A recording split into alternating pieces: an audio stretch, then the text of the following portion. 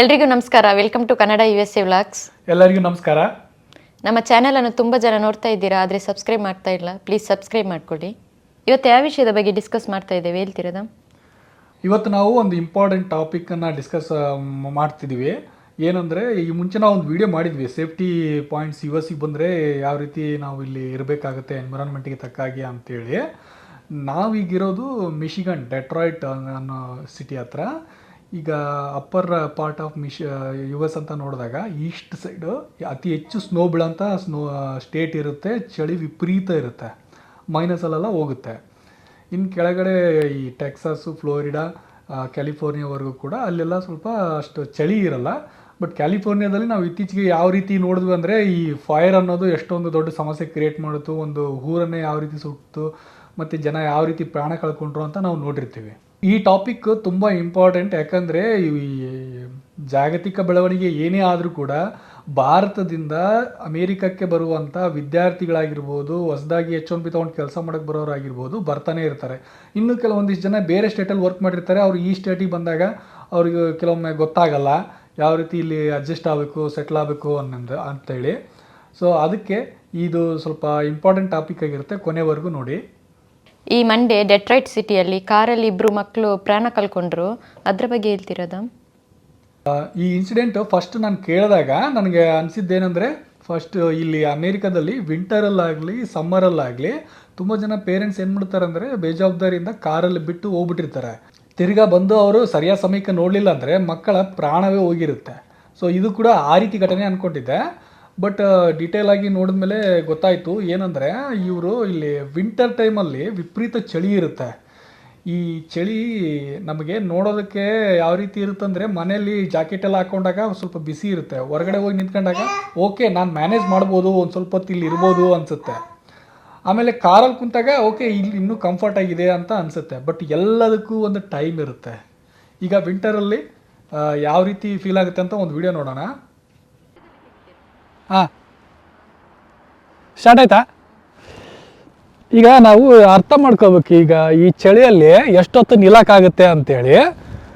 ಈಗ ಸ್ನೋ ಎಲ್ಲ ನೋಡೋದಕ್ಕೆ ಚೆನ್ನಾಗಿರುತ್ತೆ, ಎಂಜಾಯ್ ಮಾಡೋದಕ್ಕೆ ಚೆನ್ನಾಗಿರುತ್ತೆ, ಇಲ್ಲಿ ಬಂದು ನಿಂತು ಫೋಟೋ ತೆಗೆಸ್ಕೊಳ್ಳೋದು, ವೀಡಿಯೋ ಮಾಡೋದೆಲ್ಲ ಚೆನ್ನಾಗಿರುತ್ತೆ. ಬಟ್ ಎಷ್ಟೊತ್ತು ಇರೋಕ್ಕಾಗುತ್ತೆ ಈ ಸ್ನೋದಲ್ಲಿ? ಇಲ್ಲಿ ಕೆಲಸ ಮಾಡ್ತಾರೆ, ಇಂಥ ಸ್ನೋ ಇದ್ದರೂ ಕೂಡ ಅವ್ರು ಹಾಕೋ ಶೂಸ್ ಆಗಿರ್ಬೋದು, ಬಟ್ಟೆ ಆಗಿರ್ಬೋದು, ಅವೆಲ್ಲ ಬೇರೆ ಇರ್ತವೆ. ಅವ್ರಿಗೆ ಪ್ರಾಕ್ಟೀಸ್ ಇರುತ್ತೆ, ಮತ್ತು ಅವ್ರಿಗೆ ಆ ರೀತಿ ಏನಾದ್ರು ಕಷ್ಟ ಅನಿಸಿದ್ರೆ ಅವರು ರೆಸ್ಟ್ ತೊಗೊಳ್ತಾರೆ. ಆಮೇಲೆ ಮತ್ತು ಕಾರ್ ಇದೆ ನಂದು, ಕಾರಲ್ಲಿ ಕೂಡ್ಬೋದು ಅಂತ ನಾವು ಅನ್ಕೋಬೋದು. ಕಾರಲ್ಲಿ ಕೂಡ ಎಷ್ಟೊತ್ತು ಕೂಡ್ಬೋದು, ಎಲ್ಲದಕ್ಕೂ ಒಂದು ಟೈಮ್ ಇರುತ್ತೆ. ಅದಾದಮೇಲೆ ನಮ್ಮಿಂದ ಇಲ್ಲಿ ಈ ಚಳಿಯಲ್ಲಿ ಹೊರಗಡೆ ಇರೋದಕ್ಕೆ ಆಗೋದಿಲ್ಲ. ಸೊ ಇದು ನೋಡೋದಕ್ಕೆ ಎಷ್ಟು ಚೆಂದ ಕಾಣುತ್ತಲ್ಲ. ನಾವೇನಾದರೂ ಮಾಯಿ ಮಾಡ್ತಾರೆ, ನಮ್ಮನ್ನು ಪ್ರಾಣ ತೆಗೆಯೋ ಅಂಥ ಸಿಚುವೇಶನಿಗೆ ತಗೊಂಡೋಗ್ತೀವಿ. ಸೊ ಅದರಿಂದ ನಾವು ಸ್ವಲ್ಪ ಜಾಗ್ರತೆಯಿಂದ ಇರಬೇಕು. ಇಲ್ಲಿ ಏನು north is to upper part of US ಅಲ್ಲಿ ಎಲ್ಲೆಲ್ಲ ಹೆಚ್ಚು ಚಳಿ ಇರುತ್ತಲ್ಲ, ಅಲ್ಲಿ ಈ ಶೆಲ್ಟರ್ಸ್ ಅಂತ ಇರುತ್ತೆ. ಶೆಲ್ಟರ್ಸ್ ಅಂದರೆ ಈಗ ಜನ ಹೋಗಿ ಅಲ್ಲಿ ಸ್ಟೇ ಮಾಡೋದಕ್ಕೆ ಮಾತ್ರ ಅಲ್ಲ, ಅಲ್ಲಿ ಈ ಹೀಟರೆಲ್ಲ ಹಾಕಿಟ್ಟಿರ್ತಾರೆ. ಸೊ ಅಲ್ಲಿ ಅಂಥ ಪ್ಲೇಸಲ್ಲಿ ಹೋಗಿದ್ರೆ ಏನಾಗುತ್ತೆ ಅಂದರೆ, ವಿಪರೀತ ಚಳಿ ಇರಬೇಕಾದಾಗ ಅಲ್ಲಿ ನಾವು ಸೇಫಾಗಿರ್ಬೋದು. ಇಲ್ಲಿ ವಾರ್ಮಿಂಗ್ ಸೆಂಟರ್ಸ್ ಅಂತ ಕರೀತಾರೆ. ಆ ವಾರ್ಮಿಂಗ್ ಸೆಂಟರ್ಗೆ ಒಂದು ಪೇರೆಂಟ್ ಬಂದು ಅವರು ಕಾಲ್ ಮಾಡಿದ್ದಾರೆ ನವಂಬರಲ್ಲಿ, ಮತ್ತು ಅದಕ್ಕೆ ಮುಂಚೆ ಎಲ್ಲ ಒಂದು 3 ಸಾರಿ ಅಪ್ರೋಚ್ ಆಗಿದ್ದಾರೆ. ಅವ್ರು ಏನು ಮಾಡಿದ್ದಾರೆ, ಇಲ್ಲ ನಾವು ಈಗ ನಿಮ್ಮನ್ನು ಅಕಾಮಡೇಟ್ ಮಾಡೋಕ್ಕಾಗ್ತಿಲ್ಲ, ಈ ರೀತಿ ಡಿಸ್ಕಸ್ ನಡೆದಿದೆ. ಅವರು ಹೇಳಿದ್ದಾರೆ, ನಾವೀಗೊಂದು ಫ್ಯಾಮಿಲಿ ಮನೆಯಲ್ಲಿ ಟೆಂಪ್ರರಿಯಾಗಿ ಇದ್ದೀವಿ ಅಂಥೇಳಿ.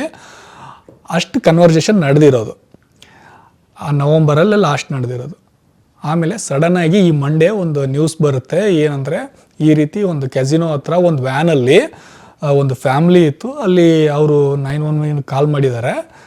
ಇಬ್ಬರು ಬಂದು ಅವ್ರನ್ನ ನೋಡೋಷ್ಟರಲ್ಲೇ ಇಬ್ಬರು ಮಕ್ಕಳು ಪ್ರಾಣ ಹೋಗಿತ್ತು.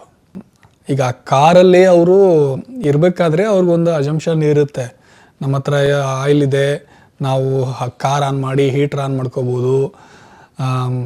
ಕಾರ್ ಒಳಗಡೆ ಒಂದು ಬಿಲ್ಡಿಂಗ್ ಒಳಗಡೆ ಇರಬೇಕಾದ್ರೆ ನಮಗೆ ಸ್ವಲ್ಪ ಬೆಚ್ಚಗಿರುತ್ತೆ ಅಂತ ಅವ್ರು ಇದ್ದಿರ್ತಾರೆ. ಬಟ್ ಏನಂದರೆ ಇಲ್ಲಿ ಎಷ್ಟೊಂದು ಡೇಂಜರಸ್ ಕ್ಲೈಮೇಟ್ ಅಂದರೆ, ಇದು ಎಲ್ಲದಕ್ಕೂ ಒಂದು ಟೈಮ್ ಇರುತ್ತೆ.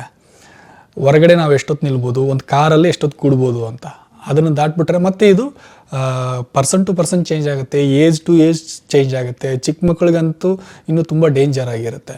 ಸೊ ಈಗ ನಡೆದಿರೋ ಘಟನೆಯಲ್ಲಿ ಕೂಡ ಅವರು ಚಿಕ್ಕ ಮಕ್ಕಳಿಬ್ಬರು ಪ್ರಾಣ ಕಳ್ಕೊಂಡಿರೋರಂತ ಈ ದುರ್ಘಟನೆ ಈಗ ನಡೆದಿದೆ. ಅಲ್ಲ, ಅವರು ಜಾಕೆಟ್ಸ್ ಮತ್ತು ಇದು ಸ್ನೋ ಟೈಮಲ್ಲಿ ಬೇಕಾದ ಶೂಸ್ ಎಲ್ಲ ಹಾಕಿರ್ತಾರಲ್ವಾ, ಹಾಗೆ ಹಾಕಿದ್ರು ಕೂಡ ಯಾಕೆ ಹಾಗೆ ಆಯಿತು? ಈಗ ನಾನು ಅದನ್ನೇ ಹೇಳ್ತಾ ಇರೋದು ಏನಂದರೆ, ನಾವು ಓವರ್ ಕಾನ್ಫಿಡೆನ್ಸ್ ಬರಬಾರ್ದು ನಮಗೆ. ನಾವು ಜಾಕೆಟ್ ಹಾಕ್ಕೊಂಡಿದ್ದೀವಿ, ಶೂ ಹಾಕ್ಕೊಂಡಿದ್ದೀವಿ ಅಂಥೇಳಿ ಈ ಪ್ರಕೃತಿ ನೋಡೋದಕ್ಕೆ ಎಷ್ಟು ಚಂದ ಅಲ್ಲ. ಸೊ ನಾವು ಜಾಗೃತಿಯಾಗಿರಲಿಲ್ಲ ಅಂದರೆ ಮುಂದೆ ಆಗುವಂಥ ಅನಾಹುತಗಳನ್ನು ನಾವು ತಡೆಯೋಕ್ಕಾಗಲ್ಲ. ಸೊ ಆ ದೃಷ್ಟಿಯಿಂದ ನಾವು ಜಾಕೆಟ್ ಹಾಕಿದ್ರೂ ಅದು ಎಷ್ಟೊತ್ತು ಹೊರಗಡೆ ನಿಲ್ಬೋದು ಅನ್ನೋದಕ್ಕೊಂದು ಟೈಮಿಂಗ್ ಇರುತ್ತೆ. ಇಲ್ಲಿ ತುಂಬ ಜನ ಕೆಲಸ ಮಾಡ್ತಾರೆ ಹೊರಗಡೆ, ಈಗ ಈ ಚಳಿಯಲ್ಲಿ ಕೆಲಸನೇ ಮಾಡಲ್ವಾ ಅಂತಂದರೆ ಅವರೆಲ್ಲ ಆ ರೀತಿ ವಾರ್ಮ್ ಕ್ಲಾತ್ ಹಾಕಿರ್ತಾರೆ, ಅವ್ರಿಗೆ ಬೇಕಾದ ರೆಸ್ಟ್ ತೊಗೊಳ್ತಾರೆ. ಆ ರೀತಿಯೆಲ್ಲ ಅವರು ಟೈಮ್ ಟು ಟೈಮ್ ಮಾನಿಟರ್ ಮಾಡ್ತಾ ಇರ್ತಾರೆ. ಬಟ್ ಚಿಕ್ಕ ಮಕ್ಕಳು ಅಂತ ಬಂದಾಗ ಇನ್ಫ್ಯಾಕ್ಟ್ ನಾವು ಒಂದು ಸ್ವಲ್ಪ ಹೊತ್ತು ಕೂಡ ಅಲ್ಲಿ ಕಾರಲ್ಲಿ ಕೂಡೋಕ್ಕಾಗಲ್ಲ, ಅದೇ ಸಮಸ್ಯೆ.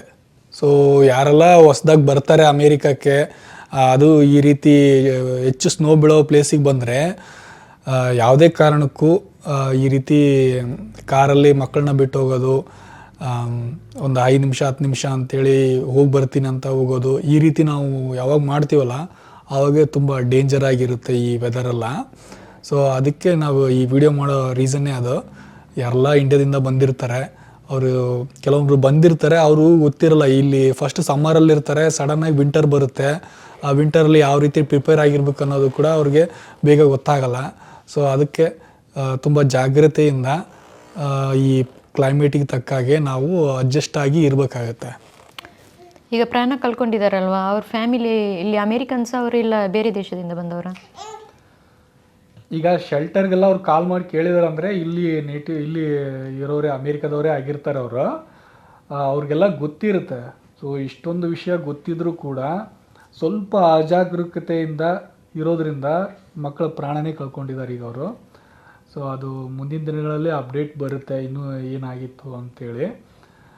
ಮತ್ತೀಗ ಈ ವಾರ್ಮಿಂಗ್ ಶೆಲ್ಟರ್ ಇದೆಯಲ್ಲ, ಅಲ್ಲಿ ಕೂಡ ಇವರು ಎನ್ಕ್ವೈರಿ ಮಾಡ್ತಾ ಇದ್ದಾರೆ, ಏನಾಗಿತ್ತು, ಅವ್ರಿಗೆ ಯಾಕೆ ಮತ್ತೆ ರೆಸ್ಪಾಂಡ್ ಮಾಡಿಲ್ಲ, ಆ ರೆಕಾರ್ಡ್ ಎಲ್ಲ ತೆಗೆದು ನೋಡ್ತಾ ಇದ್ದಾರೆ ಇವರು ಯಾವಾಗ ಕಾಲ್ ಮಾಡಿದ್ರು, ಏನು ಕನ್ವರ್ಜೇಷನ್ ಆಗಿತ್ತು, ಇವ್ರು ವಾರ್ಮಿಂಗ್ ಶೆಲ್ಟ್ರಲ್ಲಿ ಇವ್ರಿಗೆ ಬೆಡ್ ಇತ್ತಾ ಇಲ್ಲ ಅಂಥೇಳಿ.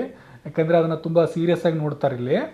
ಕೆಲವೊಮ್ಮೆ ನ್ಯೂಸ್ ಚಾನಲೆಲ್ಲ ಹೇಳ್ತಿರ್ತಾರೆ, ಈಗ ನಮ್ಗೆ ಇಲ್ಲಿ ಚಳಿ ಈಗ ಜಾಸ್ತಿ ಇದೆ, ಈ ಟೈಮಲ್ಲಿ ನಮ್ಗೆ ಹೇಳ್ತಾ ಇರ್ತಾರೆ, ಈ ನಿಮ್ಗೇನಾದರೂ ಇರೋದಕ್ಕೆ ಮನೆಯಲ್ಲಿ ಹೀಟ್ರ್ ಪ್ರಾಬ್ಲಮ್ಮು ಏನಾರು ಇದ್ದರೆ ದಯವಿಟ್ಟು ಇಲ್ಲಿ ಬನ್ನಿ, ಇಲ್ಲಿ ವಾರ್ಮಿಂಗ್ ಶೆಲ್ಟರ್ ಇದೆ, ನೀವು ಇಲ್ಲಿ ರೆಸ್ಟ್ ತೊಗೊಳ್ಳಿ ಅಂತ.